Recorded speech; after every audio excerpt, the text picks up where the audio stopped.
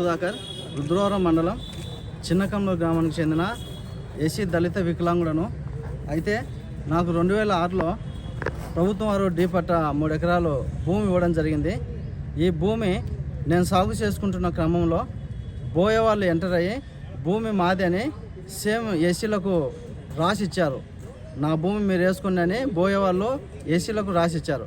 అయితే నేను ఆ భూమిని బోయేవాడిది కాదు, ఎస్సీ నన్ను ఆక్యుపై చేసుకున్న ఆక్రమణదారులు కాదు, నావి పట్టా పాస్బుక్లు ఆన్లైన్ ఉన్నాయని అప్పట్లో ఆర్డీఓ మాధవలీత మేడం గారికి నేను ఎస్సీ ఎస్టీ మానిటరింగ్ కమిటీ ద్వారా అప్లై చేశాను. అయితే ఆర్డీఓ దానికి SC ST monitoring committee apply చేస్తే బోయాస్ని నా ఆక్రమణదారులను నన్ను పిలిచి 3-4 సార్లు కౌన్సిలింగ్ ఇచ్చి నోటీసు ద్వారా ఎంక్వైరీ చేసి విచారణ చేశారు.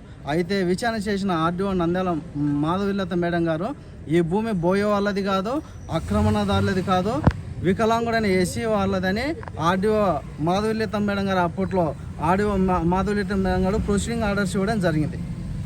మేడం గారు ప్రొసీడింగ్ ఆర్డర్స్ ఇచ్చిన తర్వాత ఆలోపు ఆక్రమణదారులు ఏం చేశారంటే రెవెన్యూ అధికారులను బెదిరించి ఏం తీసుకున్నారో తెలియదు కానీ ఆలగడ్డ సివిల్ కోర్టుకు వెళ్ళడం జరిగింది. అయితే ఆలగడ్డ సివిల్ కోర్టుకు కొమ్ము నారాయణ, బాల రామాంజనేయులు, నడిపి రామాంజనేయులు, బోయ చంద్రుడు వీళ్ళంతా 5 మంది కలిసి నా మీద కోర్టుకు వెళ్ళారు.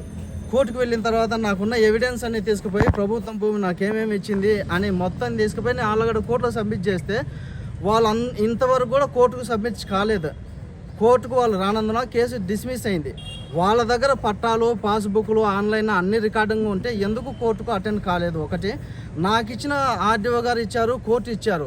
నా భూమిని నేను గత 2005 సంవత్సరాలు, ఇప్పటికి 5 సంవత్సరాల నుంచి ఎస్పీ గారిని, కలెక్టర్ గారిని నా భూమి నాకు వచ్చింది, కోర్టు నుంచి వచ్చింది మేడం, నాకు పట్టాలు ఉన్నాయి, పాస్బుక్ ఉంది, ఆన్లైన్ ఉంది, అడంగలు ఉన్నాయి, రైతు భరోసా పడుతుంది.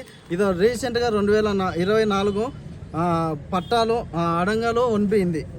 అయితే నిన్న 15వ తారీఖున, ఈ నెలనండి 15వ తారీఖున 15/7/2025 నేను నా భూమికి నేను పన్ను కట్టాను. ఇప్పటి వరకు కూడా పోయిన ప్రభుత్వంలో రైతు భరోసా, పిఎం కిసాన్ వచ్చింది. ఇప్పుడు కూడా అన్నదాత సుఖీభావ్ కూడా నా పేరు ఎలిజిబిలిటీ అయింది, సచివాలయంలో వచ్చింది.